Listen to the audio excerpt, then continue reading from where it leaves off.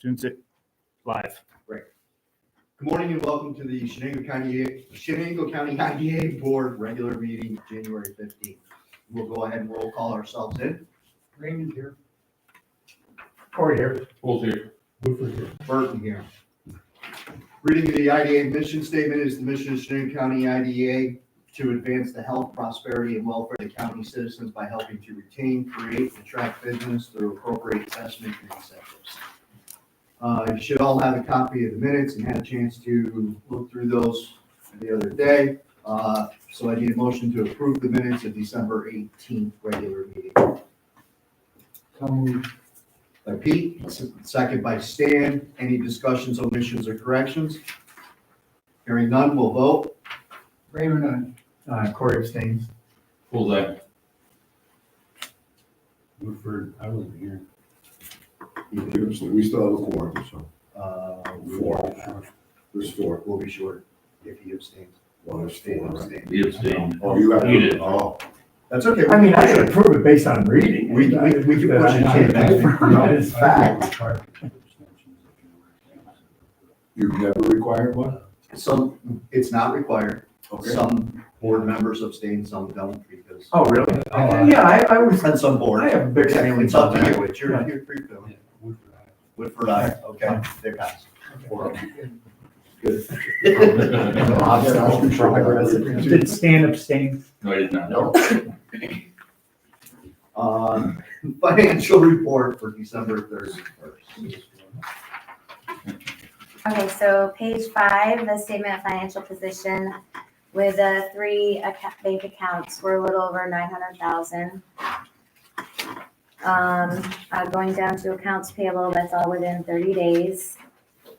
And then down to net activity is a negative 193, and that is because of the purchase of the building, but that will be adjusted when the audit is prepared.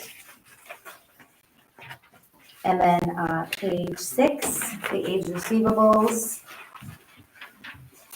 You can see Norwich, Shingle Solar, and Highbridge Wind have not paid for their pilot fees yet. I know it's only $1,100, but let's start the process. If we don't get paid, Because they've been sent reminders. okay, They yeah, have been. let's get our attorneys to send a letter Okay, at this point to both of these actually, but if they don't comply, we will remove their pilot. okay. Page 7, age payables, everything is within 30 days. And then page 8 and 9, statement of activities. Page 8 for the interest income, we did really good with the InterFi account. We came in a little short because we did the withdrawal for the purchase of East Main Street. And page 9, going down to year-to-date activity, net revenues, negative 193,000.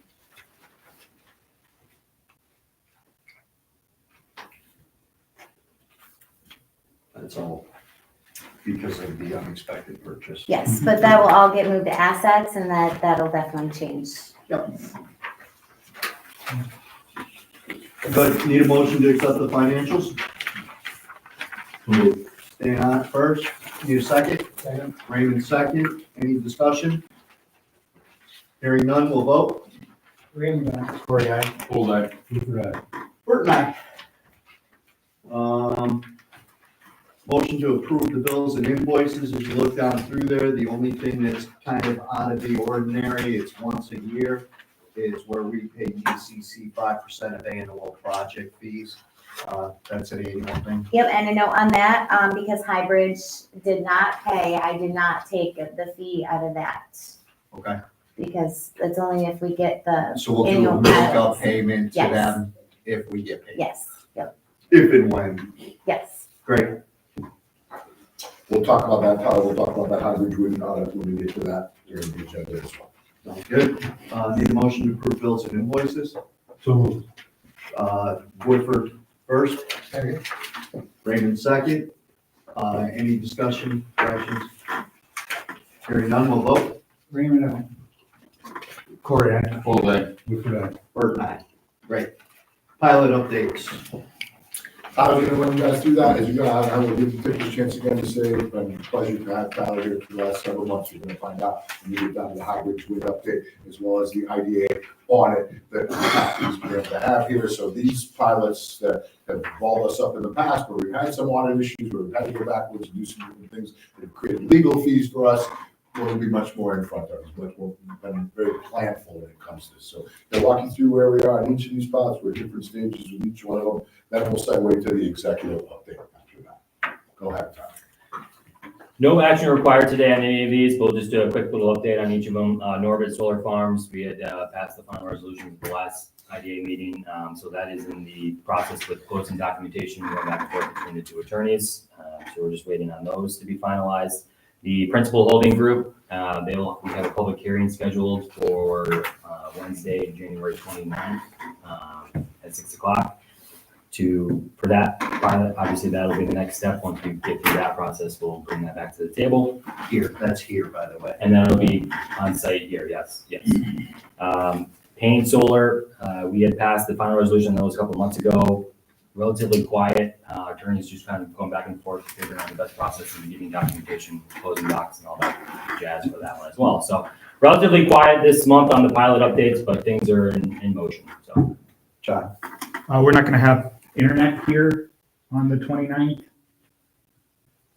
sorry, the public hearing will be at our new facility, but it will still be on site at Commerce Shenango. Okay. Yeah, sorry. 19 East Main Street. So there'll be no disruption. We'll be here, but in here as in our new spot, because we won't physically be here anymore. Okay, Yes, sorry. my mistake. I thought it was here. No, not Here, there. there. Here, there. I'll give you an update on that in a minute. We'll talk about that in a minute. Thank you. Thank you, John. Okay. Any questions on any of the pilots? I think we're in good shape. I think we're in fine shape, and we're moving forward. I think we got, the one thing that we do need to have, that our CEO asked us for, and it's the next progression, is of course we want to address the audit, is the process for those public hearings, right? We've got that, and so that'll be, before that one, we'll have that process, that'll be our first chance to do that, the principal holder. Our attorneys have the document that you had sent over our senior, just going through that. That's what they're waiting for. Yep. So we'll give you guys, that'll be our first one, so our attorneys will give us that walkthrough on that, before the principal one, so it'll be our first one, and it'll be a good one, because that one could potentially be contentious. Sure. So we want to follow. Good. All set? Give me the executive update. You guys have a large sheet in front of you. One of the tasks that I was asked to give you was an update on, not the East Main Street expenses, because when you guys go into an executive session, John, can you put that on the board, please? I thought we printed these for everybody. I apologize. Gotcha. What I'll do first is give you an update while he's calling that up for us all to review, because then you guys wanted to go into an executive discussion last time, Brian, to discuss contracts with Commerce Shenango and the DCC. I'll just give you a progress update that we're trying to do the least amount possible to move into that building from an expense standpoint, because remember, we've applied for a $1 million grant, Restore New York grant, and the total remodel cost would be $1.4 million, roughly 1.3 and change. There's a required match that would be done for that building. That $300,000 that the IDA would fund to do that, remember, is still $200,000 less than what we would have paid to remodel the downstairs and still have built through the upstairs. So we don't want to do anything though, because that $1 million is not reimbursable after the fact. So if I had to do some major update that incurred $10,000 or $15,000 worth of expenses, it wouldn't be covered by the grant. I couldn't go that backwards then and say, hey, so the things that we've done simply are ensure we can lock all the doors. We're trying to figure out, should we put a ring doorbell in, because we'll be upstairs, and can we just rehook up their security, which is cheaper, hook up their old security buzzer system, or put a ring doorbell so Jack can just run downstairs if we have to, right? So I don't know, but we're moving along well. John has done a very good job of coordinating all of the activities, transitioning. There's a lot more to it than I think. I used to just hand that to a facilities person, right? And they say, okay, I got all that. But you got to move all the computers, all the phone line, got to figure out when's the transition period. What desks are you keeping? What are you? It's all like there's way more detail than you can begin to imagine. Thankfully, Preferred left us in a good spot. We've used Miller Movers to help us just take down furniture. We haven't done any real changes over there because I have some ideas around how we can reconfigure that building. We've had principal design go in and give us some design ideas as part of our Restore New York grant. So right now though, it'd be highly functional. Right now, once they had a bunch of workstations that had those poles that come down from the ceiling with electrical. They were all removed when we took out some of the cubes and stuff, but they haven't been rolled back up in the ceiling. That'll get taken care of. But we're on track. I think it's going to be a tremendous opportunity for Commerce to be able to really create a presence in the middle of downtown. And we're on track with that daycare center. There's a meeting today from 11:30 to 1. If anybody wants to come have lunch on Commerce Shenango, we're presenting workforce development initiative between Morrisville and several of the area businesses here that we've been working on. We're part of a group, Shane is aware. That's at Morrisville Extension. That's at Morrisville Extension, I apologize. Shane and I are part of obviously, we're part of a group called the Southern Tier 8, and there's a regional effort right now to try to secure what's called an on-ramp designation. And I think there's going to be 3 of them, Shane, in the country, I can't remember. But what they want to do is create the Southern Tier as an on-ramp for investment in that Southern Tier corridor, and each county would have to contemplate how they could benefit from that. We believe, and the region believes, Morrisville Community College could be a workforce development center to do something like this. A place like Dryden doesn't have the capability of an IDA to fund or house the daycare center in their location, but they still need regional daycare providers like Deb Christie, who does it for my kids in Oxford. What if we could teach in Morrisville the business aspect of it and give them the hands-on training right here? There's money to fund that at the state level. More importantly, we have a strong manufacturing contingent here, and that's the workforce and businesses that they're trying to attract throughout the Southern Tier. Imagine if we had a workforce development center where you came and said, I've got a widget manufacturer. Yeah, sure, it's going to be located in Delaware County, but I can train my workforce right here at Morrisville because you guys can offer that remotely. You guys are going to be able to offer that to BOCES students. Why wouldn't we try to develop that muscle here and expand that across the region? So I think you're going to see us demonstrate that because Sarah Casellas has worked directly with Unison and Carrie Bio to develop a 12-week program that 20 kids are going to take. Once those 20, it's 1 2.5-hour class per week, taught hands-on at Unison. They're going to learn how to be OSHA certified. They're going to learn what a CAD drawing is. Once they're done with that, they'll be able to get a job at Raymond or Unison. They'll be guaranteed. I see your son every time I go there, by the way. So they'd be guaranteed employment there. She wants to be able to take that to every business in the area. She's got one for MBT and Preferred. She's going to roll that out today. So there's exciting things there. And again, I think a lot of this stuff is, you're going to hear me talk more about it. I think the IDA, why do I talk to you guys about that? You're going to get to you in key findings. In fact, when I talked about the role of the IDA, I think you're going to see us talk much more about economic development and not just job creation. There's more to it than just job creation, job retention, housing, all those daycare. Those things are all related to this. So that in front of you is the cost breakdown. Brian, you'd asked us to get some comparisons to Preferred in the past. They're not all relevant because especially like the electric bill made me crazy. John got the first estimate. The first bill was $42,000. Well, I forgot I had the servers in there, the air conditioning going all the time, things like that. So our first bill in that building, and remember, it's ready to occupy right now. We can't shut it off. It runs automatically. Lights go on every day, stuff like that. It was $834. So we used that as a rough estimate. Those costs are in front of you guys. You guys go into executive session to contemplate things. But for the most part, you're going to see what we did here, we're going to do there. So there's not much of a difference. There's a little bit of a difference, but not much. I think you'll see that. Finally, I'm going to ask you guys to go to the pages, I think they're 11 and 12 in your handout. You can 10 and 11. And you don't have to pull them across. They're easier to see if you do. Again, what we were tasked with, what I was tasked with coming out of here when I discussed the role of the IDA and why should we get involved in housing, workforce development? What's our role in childcare? I first wanted to go back and I looked at what is the Economic Development Council of New York State. Some of you, RC, Martha Ryan, were signed up for a training class that they put on every year. And I encourage you, when that comes up again, the IDA Academy, I would encourage as many of you to take it as possible. But one of the things that I wanted you to see was the impact, because they just recently did a study of the IDAs throughout New York State and the impact that they're having in their counties and in their region. And I truthfully didn't participate in this because I wasn't smart enough, I wasn't aware enough to know what the IDA should be doing and was doing. And at the time, it felt like all we were participating in were solar projects. And that's, I know our role with everything bakery is much more exemplary of the role that IDAs are taking now. Buying schools and preparing sites, and I'm gonna give you a little conversation around, quickly during my executive update.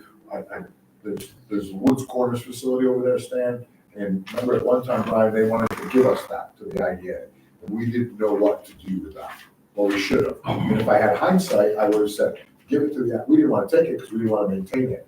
But what we should have said is, give it to the IDA, you keep maintaining it, and then let us figure out what to do with it. More realistically, and what I'm going to do, hopefully, is get a consultant to come in, and this ties into some of the work that Shane, what was it, Kate, remember, we talked about site preparedness. Having sites shovel ready is truthfully the key if we want to see any type of expansion of our own businesses. I get a lot of phone calls. How come Raymond went to a location down at Bennington? They're making investments down there, 2 warehouses. Now they've leased those for quite a while, and but I can't give Raymond a site here to say, here's where you could go do that right here in Shenango County, right? So we need that inventory. We're up against people that do that. IDAs, I was down in Binghamton yesterday. Their planning and economic development groups are one. So they're bigger than us, right? They also have an IDA that they work in conjunction with. What I give this to you for is to say, please look at it as a reference, and then in February, as part of this process, to think about what we should become engaged in. I've asked a gentleman named John Piesick to come down from Herkimer County. He's a former county legislator from Herkimer County, and he's currently the head of the IDA there. And their IDA, and I encourage you, just Google Herkimer County IDA, and go look at their website and look at the kinds of things that they get engaged in. And as you think about this, I'll tell you why today's meeting, I think, is incredibly important. As I think about the most important strategic initiative we face in this county, in my mind, it's filling the current jobs we have and retaining our current businesses. If there's hundreds of jobs open, and there's 40 at Unison right now.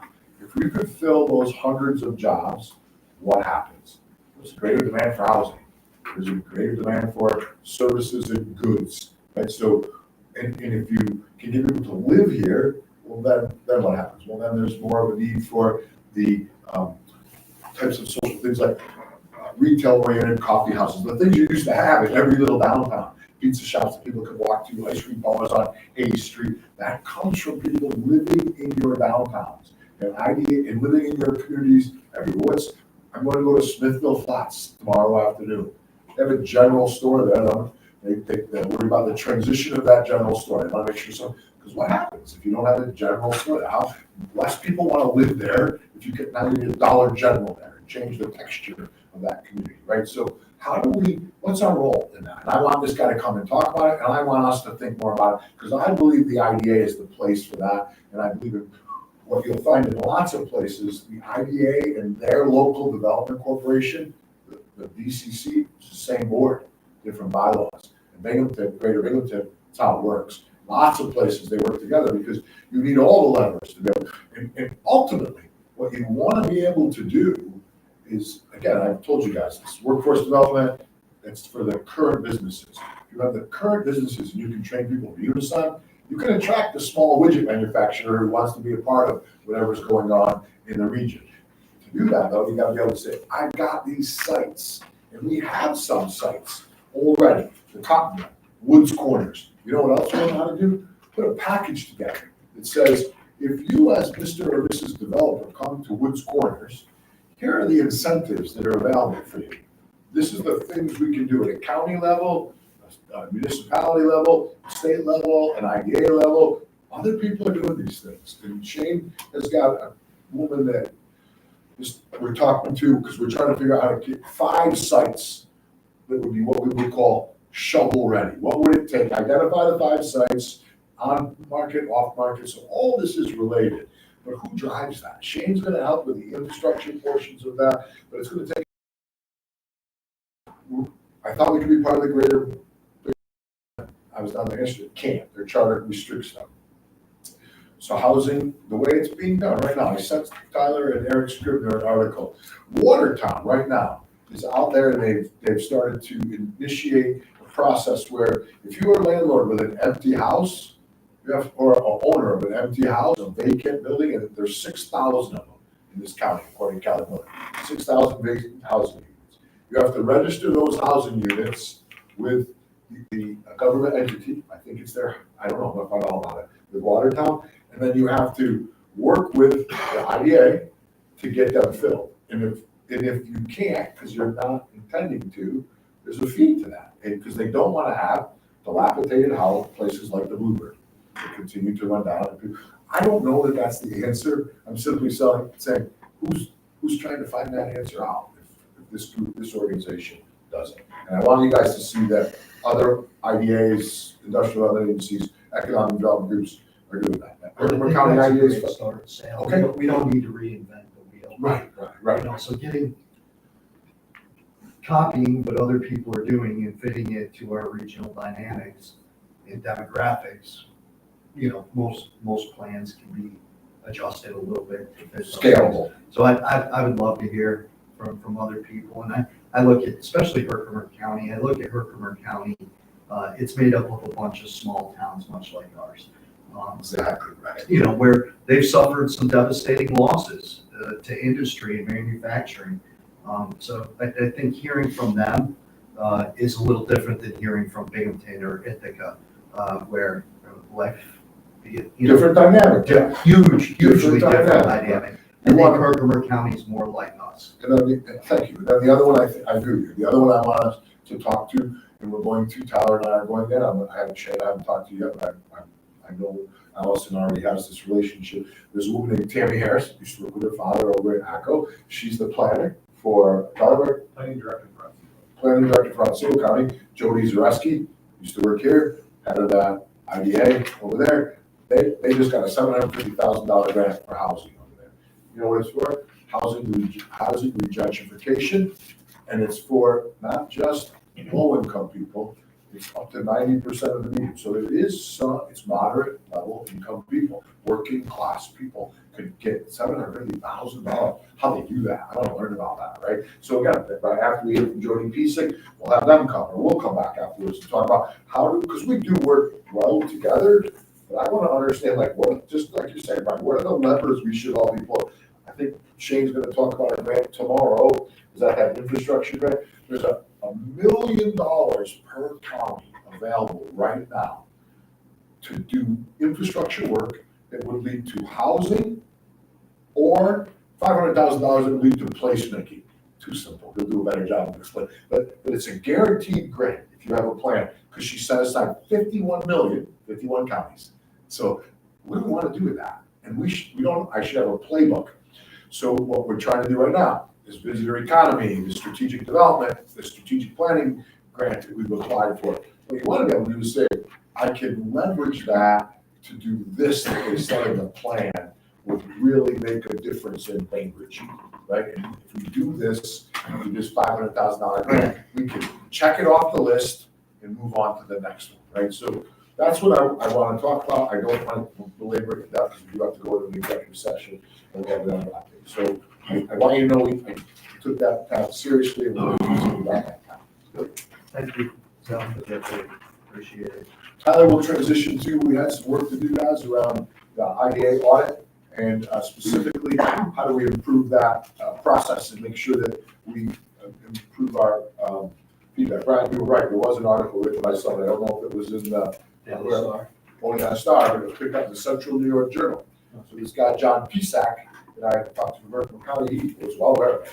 And his first point was, first of all, that processes failed and flawed, that they don't help you and give you the guidelines. But second, he said, creating the worksheet that Tyler's talking about, that I'm talking about right now, is work. And then third, what you're gonna find out, that the work that we were asking the solar farmers to do, the Norbit Solar, to fill out for the pilot program, the cost benefit analysis, that's our responsibility. And almost all IDAs, including big ones with 5 people at Herkimer County, they use consultants to do that because they want it to be done right? They want to make sure it's done right. So we're going to figure that process out too as we learn how to get better. But right now, go ahead, Tyler, walk them through the things that we're doing to improve upon the audit feedback that you received. I had 2 sheets of paper that was handed out, but the first one here, this is what we are currently using to obtain information from our current pilot programs.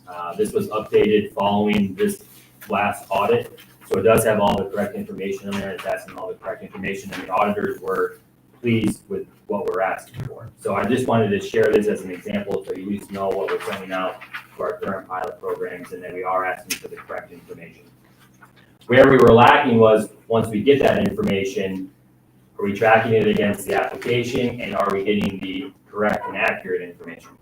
So I sent out another thing. This is a quick, just 1-page draft thing I put together as a table, and we have all our current pilot programs listed up there at the top. And then along the other column is just lists all the different questions that we need to ask and follow up on. So this is just a quick bullet sheet to go down and ask, okay, did you do any capital investment for this past year? Did you create any jobs? And then you would take that back and compare it to the initial application that they had submitted. I had put 2 examples on here. One is a solar company and one is not a solar company, but the Tiffany Solar all the way there on the right-hand side. So this would be one question that would come up under energy generation. Each solar company will tell us how many milliwatts they're going to generate per year. When we ask on this form, we asked how much they did generate. If there was a difference, then we would ask that question, well, why is there a difference? As you can tell, Tiffany Solar had a difference. So that's where we would come in, and then we would follow up and then ask why.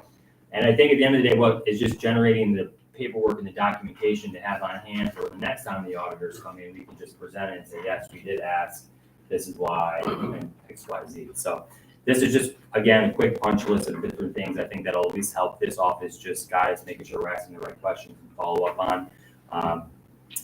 The other company here, the third bracket in, like job creation in their application, they estimated they would create 6 full-time jobs. They actually created 9. So there's good things in there too to check out. And then the NY 45, that's just documentation that we need to collect. And again, just making sure we have all that stuff and have a checklist to say, yes, we did receive it, I think would be beneficial. So again, this is just a quick prototype that we put together since the last meeting, just to at least get the ball in the right direction. All of this paperwork will be going out here within a week to ask, because we need all the information obviously for 2024, and we'll start compiling all of that. And again, it's just doing our due diligence to make sure that we receive it back in a timely manner and making sure that we receive all of the information. So Great. that's just a quick update on that. Yep, that's super. Great. Anybody got any questions for Tyler on that, or? Well, just under job creation, NY-45, can you define that? So that's a New York State document, it's just a wage reporting document that they would have to have done. So not only number of jobs, but wages. Wages associated, correct, yep. And then the ST 340 is our. That's a sales tax. Okay, sales tax. Yep. Thank you. Okay. It's a great job. Appreciate it. Thank you very much. Again, that checks really 2 boxes, right, on that audit. So once we get it put into place, we're good to go. Yeah, it's in place now. Right? Once this information goes out, I mean, now this is the process. Tyler's done a great sustainability, process improvement, the things that are done. People, he's done a really good job. Great job. Thanks. That's it. I've got 2 things to come in executive session. Do you want to talk about the? Yes, I'm sorry. I mentioned to you guys roughly quickly, thank you. I mentioned to you guys that we have a Woods Corners facility over there, Stan, that you guys are over. I'll give you a quick update on that. Has decided not to move forward with the people that have purchase agreement in place with in the past. I talked to Mr. Yokaya for a brief minute, do something transformational there for our community. He asked me what that, and I said, I don't know. He said, these guys said that, I wish I did. And I said, I don't know, but I'm gonna find out. And so what I asked Tyler to do was, I guarantee you there are people that are consultants that can come in and say, what's the best use of this facility? Shane has a relationship with Arcadia Energy and the people that we're trying to do to create our microgrids around the county. I think that's a competitive advantage. What role could that have? It's in the floodway, it's in the flood zone. It's got usable functioning buildings there now. If you take them down, probably can't build again because of all the restrictions that would go on. So what would you do? What could you do? And what would it take to create something transformational there? I promise you there's people that do that. There's people that could come in and say, it's housing, it's an industrial park, it's something. And then as importantly, what's the package you put together? Doesn't have sewer or water. So what's the incentives to get sewer and water? You need somebody to help you think about that, right? And there's money to help you do that, but you need a plan. I've got Omar Sanders coming today from the Department of State to talk about funding this workforce development center. He's the linchpin for the daycare center, the strategic planning grant. And if we wanted to do a capital improvement project over there or an investment there via the IDA, he'd be the guy we'd have to talk to. But first you need to know, what do you want to do? And Hamdi, his point to me was, and he said this flippantly, but you could do it if you wanted to. I'll call those buildings down if you want me to. I'll clear the whole site. And I'm like, okay, so but I can't ask him to do anything if I don't have a plan. So how much would it cost to put that plan together and who funds it? First step from a company called MRB, which are some consultants that we're familiar with because they're partnering. We would do an RFP for this no matter what, but it would cost us roughly 20 grand, I think, to get that survey, to get that started. I don't know that brings us all the way to Bright that I would like it to be, which is how, I think it'll be a little bit more than that. If you want to talk about how do you fund it, where are the right grants, what are the right levers to pull, what are the things you should do first to get it shovel ready, or to attract people. They didn't get into the packaging of it, like what's the financials, but they could do all that.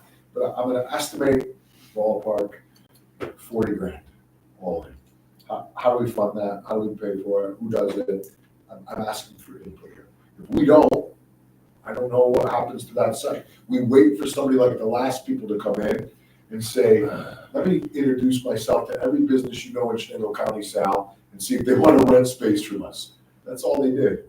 That's what they did. They taxed me with that. And it was like, it was the fishing net. Now they're doing it up in Sherburne, by the way. They've got an offer on the pet supply building up there. And so same group that I haven't engaged with because, it was a disingenuous effort. And Hamdi saw it. And so we did.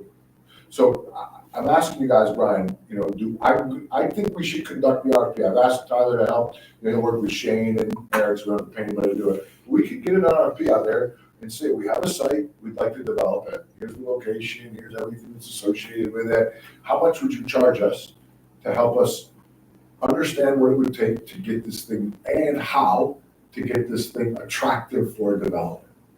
I think it's worth doing, but I'm coming to the board with that input. And I think, Brian, it's something the DCC and the IDA and the town and the city should contemplate together. I think it's something we should think about. How do we fund that? I know the county doesn't have any money to do it. But we can't sit there and let that, we can't let them mothball that site. We can't let them mothball that site. And how long are they going to pay $900,000 a year in maintenance to keep it up? That's what he's paying right now. I'd like to get it back on a tax roll stand. So I think it's got to be an all entity thing, honestly, and I think that has to include the county. That's a big footprint business within the county. They need to invest in it too. But I think, like you said, town of Norwich, city of Norwich, there's a lot of entities affected by that location and that building. A lot of people stand to gain from that building being full. Even the townships surrounding us, again, because now you create 300-400 jobs there again, you need housing, right? And they have to move somewhere. So I think it has to be an all-in thing. I don't want to foot that bill completely out of the IDA. I think we need to be part of it, part of the process, but this, you said 40 grand, right? Yeah. It's tough to try to invest 40 grand to find out that you need to now invest $10 million, and it all come out of our pocket. But If you think about it like this, I'm good with that, I totally agree with that, it makes perfect sense, couldn't agree with you more. And so, let's think about it like this, if we could, the town and the city and the town of North Norwich all contribute via the county, it's part of the county, right? So you say, okay, so if I would say, I have $25,000 that was appropriated via the county for exactly this type of project, I have to go to Shane in the planning department and see, would this be something that he, and I mean, I'm dealing from the bottom of the deck, because I know Arcadia wants to know, would Chobani be willing to talk to them about a microgrid there? Do the dominoes, you could put a microgrid there, that you could directly power all those buildings, what an advantage, now you got a microgrid site where the power's free to attract people that, all right, I'd like to hold that if I was the idea. Now, I'm leasing those, I don't know, but a consultant can tell you how to make that all work, and so, do we want to do that? Because now that bill's, I don't know, I guessed 40, Brian, I could get the first part done for 18. Do we want to do the first part? I'm asking, I'm not, I mean, my personal feeling Yes, is we please. need to continue to explore the option, okay, right? I don't think we stop the process, but I think it's gonna need, I'm gonna want to approve before we pay some, plain and simple. you're gonna want to do what, Brian? I'm gonna want to be part of the approval process before we, I totally agree, that's what I'm saying. What I'm trying to figure out is how, so I would have to go to the Planning and Economic Development Committee, it's on the agenda for tomorrow, and say, this is one of the things that we would consider as potentially utilizing the part of the money that was set aside, $25,000, right? Right now, I would tell you the concern that I have is that they've agreed their taxes in order to continue to maintain the building, that was the leverage they had, I assume, and so it cost almost $1 million a year to maintain that building, or that site, but it's only paying 90 grand a year in taxes. That's about as much as the word building is paying right here. So wouldn't it be nice to get that thing back up to its $4.5 million assessed value, which is what they were trying to sell for, which is what I think. So what would it take to do that? It might not be a one-stop shop for everybody. It might have to be smaller parcels, right, that you would use to attract. I'm just saying, what I'm saying, Brian, is I agree, you would want to be part of the approval process for whatever we would want to, but I don't even know what to do with it. And I don't even know how to explore the options. I think we've got to hire somebody to explore this, to really put a fully developed plan together for the Department of State, or for Chobani, or for you. We need help. I need somebody to come in and say, the best thing to do is put that microgrid in the back where the swamp is, that Arcadia has. The best thing to do is bring sewer, power, and water from, Norwich to hook it up there. The best thing to do is get that power plant going. It's a single power plant for every building. And, oh, by the way, here's federal money because it's a toxic waste site to help you do that, to restore that. There's money out there for that. I don't know if it would be applicable. Here's money, oh, by the way, because it's by the waterway. So here's money to develop your waterway. There's USDA money for that. I don't know if it's applicable, but consultants can tell you. They lead you to the path once they know, oh, it's by the railroad. By the way, you're talking about this greenway type of office of open spaces. What's the role? How do you go get that? Here's funding for that. They'll tell you those things. I used to think it would be me and Tyler that had to figure that out. Well, I don't know how. You can't. You need people to engage with you to do that. Real pros. And then what those pros do, they go get on top of that, they put the package together, they show you where the grants are, and they go get the developers to come in and do it. They say, look, here are the tax credits, here are the state grants, and here's your partners, the municipalities, the IDA, the DCC, to help you apply for them. And then those businesses say, I'll buy that big laboratory building if the DCC can get that grant to do whatever needs to be done there, right? It's contingent upon. So the grant can be approved because they have a likelihood to acquire the property. I'm making some of this up for an example, because you need that plan, or else you sit there and just hope some real estate agent can sell it. And I think when you start, part of my background many years ago when I was in change shoes, well, even before I was in change shoes, but when I was still working for the health department, I spent a lot of time working on infrastructure development in the Woods Corners area. Specifically water and sewer, and of course, at the time, the property was owned and operated by Procter. If you study that area, I think really the first box you have to check is what is the suitability of reuse of the property? Meaning, first box you check is the floodplain issues, which Shane knows this very well. But as you look at that one property, you also have to start to look in the neighborhood of that property. We have a major employer in that neighborhood. There has been a time when that major employer was very much interested in the possibility of water and or sewer. And then as you look not only in that neighborhood, but then you start to look north, we have an airport that has occasional need for the use of those utilities. And then, oh, by the way, on the way to get to that property to the north, you also have low-income housing, high concentration of low-income housing that occasionally has some water and wastewater issues.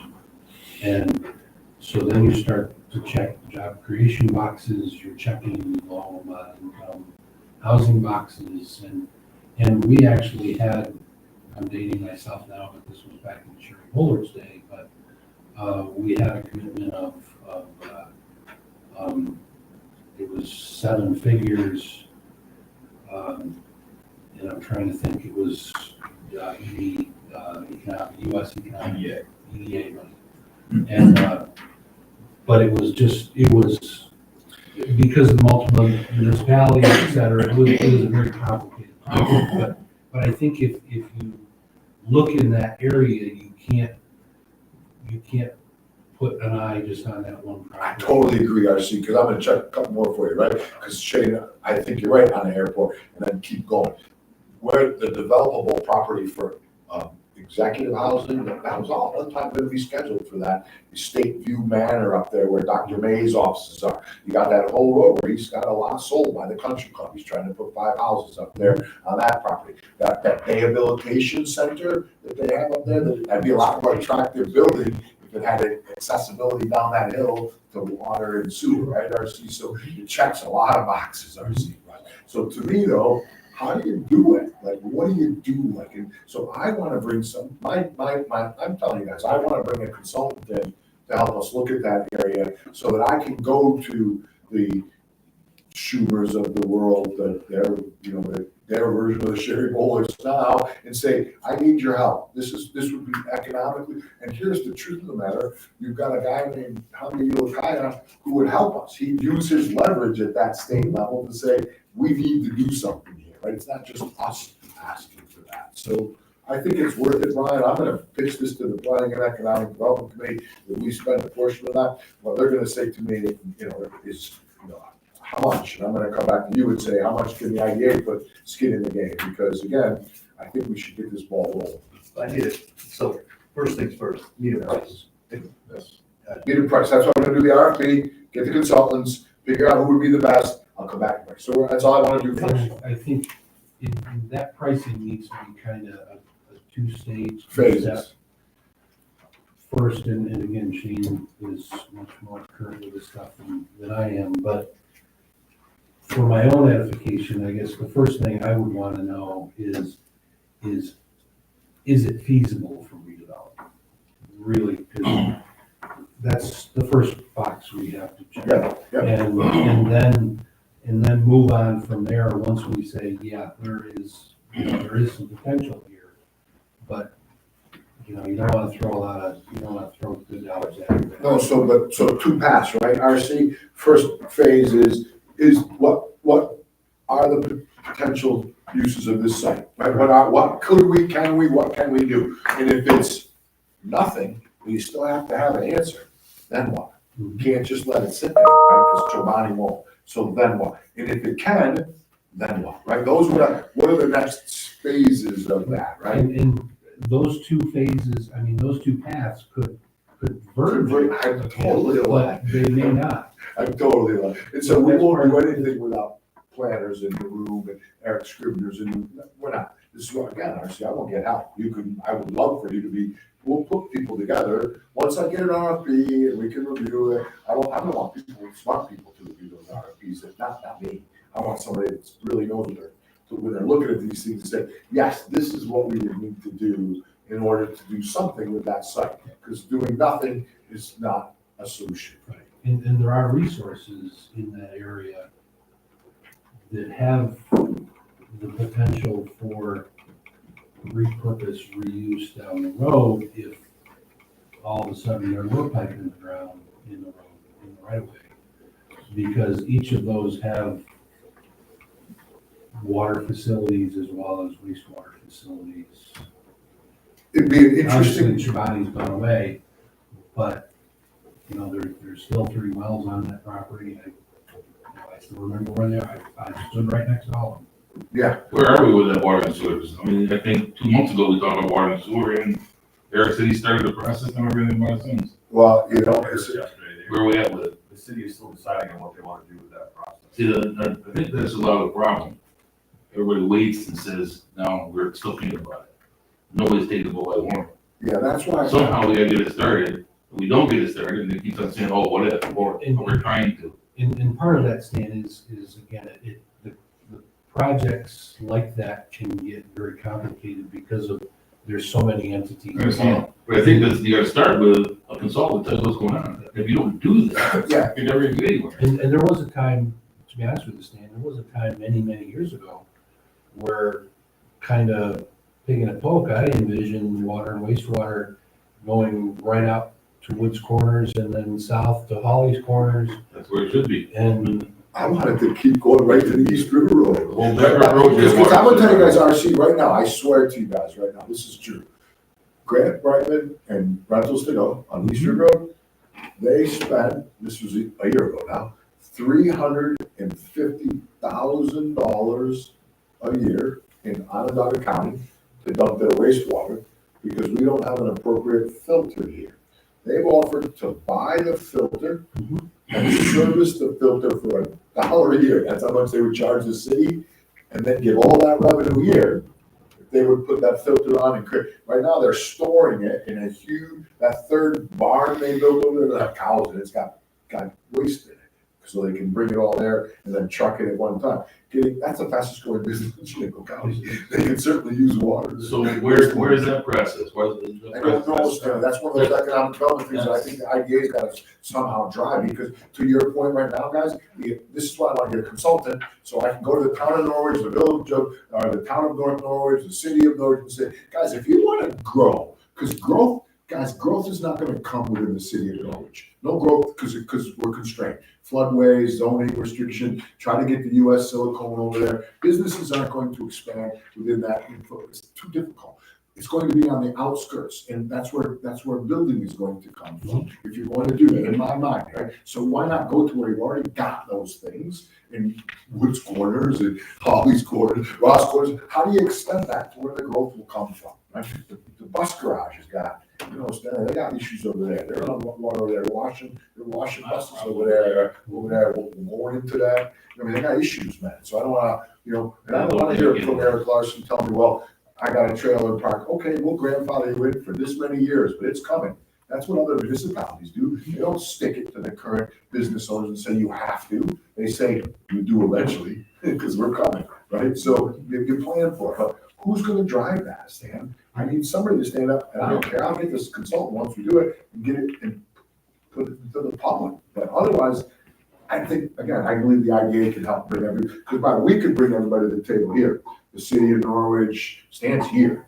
Eric Scribner, Shane's here. The guys we need are here. You know what I mean? So bring them to this table with the IDA and say, okay, the county put up some money to fund this. The IDA, I'll go to the DCC. They'll put up some money once I get a price. We funded this study. Here's the phases. We'll do phase 1, then we'll do phase 2, spend it in increments, blah, blah, blah. Bring people to the table. Make that presentation here. Compel them. via this group, because I think we have the ability to do that, in my opinion. And there was a time, because of it being so complicated with so many different governmental entities, each having their own little fiefdom, Yep. that actually, I floated the idea, it didn't go over very well, but I floated the idea, again, this is 25, 30 years ago, that we consider, instead of a city water system, a city wastewater system, town water districts, that we actually consolidate all of that into a small regional water authority, which had its own governance, That'd be smart, actually. I mean, because water's a huge deal, water and sewer's a huge deal for all the farmers around here. All this stuff is, literally would be, I think that's a smart approach, but boy, you say consolidation, and municipalities freak out. Yeah, and I mean, it's before Stan's time, but, you know, Stan's dealing with 4 or 5 different water districts. Because each time that water main and sewer main advances 100 feet, it becomes a district. And you have to account for those as their own entity. In below town, Stan has 2 or 3 below town, and he has 2 or 3 above town. And, you know, some dating back to the 70s from the spill at the gas station above town, they brought water up to North Plaza, but then there was quite a bit of work that was done 25 years or so ago, which helped a lot, but each of those, again, is a separate entity. When you start to deal with authorities, it takes some of that red tape. And I wonder, RC, if when we do if we do hire these consultants, if that's not one of the paths that they would say, you know, potential action. So I just wanted the guys to know I'm gonna go down that road. Because I continue to say, I think the IDA has a strong role in ultimately being the economic development driver for the county. I'm done. That's So all. I got just, you're gonna be coming to the planning and economic development meeting tomorrow, so I'll give you a little heads up on what I'm gonna ask you now. Yeah. I mean, as it stands, which corner's been on the balance sheet of Chobani? They own this asset. Yeah. When you speak to him, why, he's vested in this more than we are at the moment. Has he mentioned it? Why wouldn't he go to a consultant? Why wouldn't he be the one interested in finding out how I can repurpose this building? He owns it. I'm not sure, but. I mean, you had a conversation with him. I didn't know if there was any. No, what he asked me was, what do you want to do with that, right? So right now, it's a liability for him. It's a liability, it's cost him $1 million a year to keep it up between taxes and that, and he's got no money coming in. He's got people over there. No, I understand. That's why I was wondering why he would be. He's a man who actually repurposed the old Kraft manufacturing facility. Yeah. Did a great job on that. And it's a little complicated. It's in a way like a smaller version of Woods Corners where they have the old, that's kind of can put together and interface with the new, and they seem to make that work. So is there any reason why they plan on walking away from this that we could know up front? I don't know that there's any plan that they would walk away from it. I don't No, think. no, but why isn't he interested in the building? And he was in it for a while. He can't develop it. He can't do what he wants to do there. Again, I don't think it's any secret, right? They want to build a fourth plant, and a big one. Right. And they can't there. And he's explored other places around here as part of that. They've sent consultants out here, they've flown them in from Chicago and to look at the different sites to see whether or not, and he can't do the development work there. They can't build there because of the floodway and the floodplain. And right now, he knows he has no use for that building. So. It's buildings though, right? What's that? How many square feet? If you added up everything, just so we had some data. I don't know. I mean, I Just know some of the. 265,000. 265,000 square feet. 265,000. Yeah, and all I can tell you. Of different buildings. Different. They have a number of. Commercial and consider industrial freestanding space. buildings. And I don't have a We breakdown just of even know that. what we're up against. There's probably about 5 out there. Five? I was gonna say 5, 6, 7. Everything from like a welding shop to just open cold storage. Mhm. Yeah, it has a beautiful building that could be, it was a laboratory. You know what, I don't think it'd be, who hasn't been there? Well, I've been there, but I haven't really walked through it. I'll set it. I would like. I would guess at least 2 others. haven't been there. I'll send it to her. I don't think it'd be a bad idea for the IDA board members to get a tour of the facility that haven't been there. John, I have called Kathy, I'll make sure Sal calls Kathy Christopherson. I talked to her yesterday, because I'm touring that today, this afternoon. But again, Mike, I think, to be honest with you, I think the reason he wouldn't go out and get a consultant, I can only tell you from working for a company like that, is because he's got to go to some operating council and say, do we want to invest more money in this? And they're going to say no. They're going to tell him to shutter it. If he didn't have the sense of community, ACO would do exactly what they're doing over at the city. They try to shutter buildings. They wouldn't think about hiring a consultant. They would just say, cut our costs, write that off against last year's earnings and move on. And literally, they really would. It'd be cold. Now, he's not like that. That's why, again, he's maintaining it. And Preferred's not like that. Preferred maintain that building across the street. The vending machines worked. Like that wouldn't happen at ACO. Company that would be struggling, they wouldn't do that. So I don't think he's gonna go, because even if he did get a consultant and they said, well, you gotta get the county to do this, the city to do that, he's not gonna have these people chasing Stan and Eric Scribner and the water department. He's not gonna do that, I Mike. just want to get back to the consultant one, just one quick question. Sure, please. Are these consultants, I don't know what their background is, I don't know what their qualifications are, and what their pedigree is, but are they more interested in the government subsidy side of the equation? I mean, they're gonna navigate through this mess of government agencies.